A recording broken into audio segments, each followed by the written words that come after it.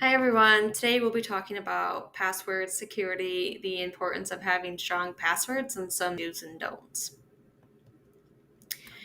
So, password security, why is it important to have strong passwords? Well, for one, it's important in order to secure your personal information and other confidential data. This could be either your credit card information, banking data, social security numbers, anything you wouldn't want to be shared or known by other people. Hackers can break into your apps and accounts to steal these data, and that could result in identity theft or financial fraud or much worse. How they do this is a few different ways and methods. One of the most common ones is a brute force attack. In this diagram, you can see here that an attacker would guess a list of username and password combinations and try repeating these login attempts until one is successful. This one is very common, and there's also different types of it. For one, there's something called password spraying. So, this is where a hacker, a cyber criminal, would get a list of usernames and attempt logins using the same password. So, they could either use a default password or a common password, just as password 123, to try to get into an account. Another different method is credential stuffing. So this is where hackers and cyber criminals would use breached or stolen uh, login credentials, and with an automated software, they could try to get into other accounts that have that same login information.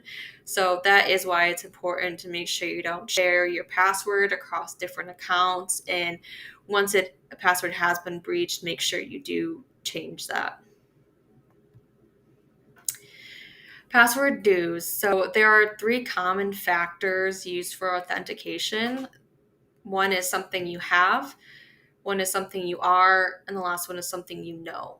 So something you have would be something such as a token or a sign-in request on a phone. So this is becoming more and more popular. Every day you might get uh, a text message or a call with a 4 or 6 digit number or code sent to your phone, and that would be used to sign into your app. Another one could be, as you see on the screen here, the Microsoft sign in. They might have sent a notification to a mobile device, and that could either be through an authenticator app, which could be responded, or again, sometimes it's a phone call or a text message sent.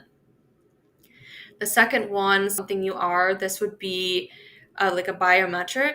A lot of times you see this on our phones with Face ID or a fingerprint that you're using to sign into your phone instead of, something like a password or a PIN. The last one is something you know. So this would be like a password or PIN. It's better to make sure that these are strong passwords or long pins. If you have a choice between 4 and 6 pins on your phone, it's always best to go with the longer one or the stronger password. There is a little bit of password fatigue when everything was requiring a password nowadays, but there are tools to help with this. Um, there are password managers such as LastPass, where you only have to remember one password, which would sign you in, and then you could access your vault of passwords that you wouldn't have to remember. So that way you can have stronger and longer passwords without having to try to memorize them all or use the same one across multiple accounts. Also, when you are having passwords and you're entering them in, especially if you're in public places, make sure that you are aware of shoulder surfing or people that are trying to look over your shoulder to try to get your password. Some password don't. So, as mentioned before, many people are feeling fatigued by the number of passwords they are required to remember, and it's best to use a tool like that password manager.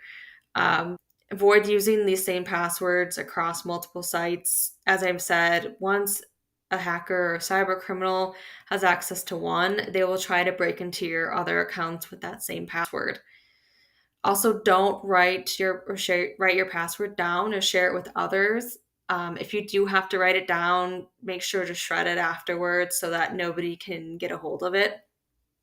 And don't use easily guessable passwords, because this is how a brute attacks work, because they try to get your username and just try to guess easy passwords that people use all the time. Password 123, or things such as your pets or mascot from a school or your spouse. These are easily guessable.